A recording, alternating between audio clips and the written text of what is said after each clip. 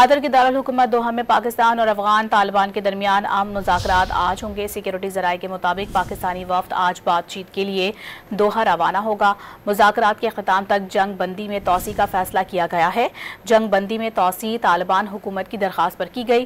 افغانستان سے طالبان حکومت کی سیکیورٹی فورسز نے پاکستان پر بلا اشتعال فائرنگ کی تھی، جس کا پاک فوج نے منہ توڑ جواب دیا تھا۔ افغان طالبان کی درخواست پر عارضی جنگ بندی میں توسیع۔ قطر کے دارالحکومت دوحہ میں آج مذاکرات متوقع۔ پاکستانی وفد آج دوحہ کے لیے روانہ ہوگا۔ سفارتی ذرائع کے مطابق جنگ بندی کو دوحہ مذاکرات کے اختتام تک بڑھایا گیا ہے۔ جنگ بندی میں توسیع طالبان حکومت کی درخواست پر کی گئی۔ سفارتی ذرائع کے مطابق اعلیٰ سطح مذاکرات ہفتے سے شروع ہونے کی توقع ہے۔ 48 گھنٹے کی عارضی جنگ بندی جمعے کی شام 6 بجے ختم ہو گئی تھی۔ اس سے قبل دفتر خارجہ کے ترجمان شفقت علی خان نے واضح کیا کہ دونوں ممالک سرحدی کشیدگی کے پرامن حل کے لیے تعمیری مذاکرات میں مصروف ہیں۔ ہفتہ وار بریفنگ کے دوران ترجمان نے بتایا کہ پاکستان نے متعدد بار افغانستان میں فتنۃ الخوارج کی موجودگی پر تشویش ظاہر کی ہے۔ 11 اور 12 اکتوبر کی درمیانی شب افغانستان سے طالبان حکومت کی سیکیورٹی فورسز نے پاکستان پر بلا اشتعال فائرنگ کی تھی، جس پر پاک فضائیہ نے منہ توڑ جواب دیا۔ کنڑ، ننگرہار، پکتیکا، خوست اور ہلمند میں بھی کالعدم ٹی ٹی پی کے دہشت گردوں کے خلاف کامیاب کارروائیاں کی۔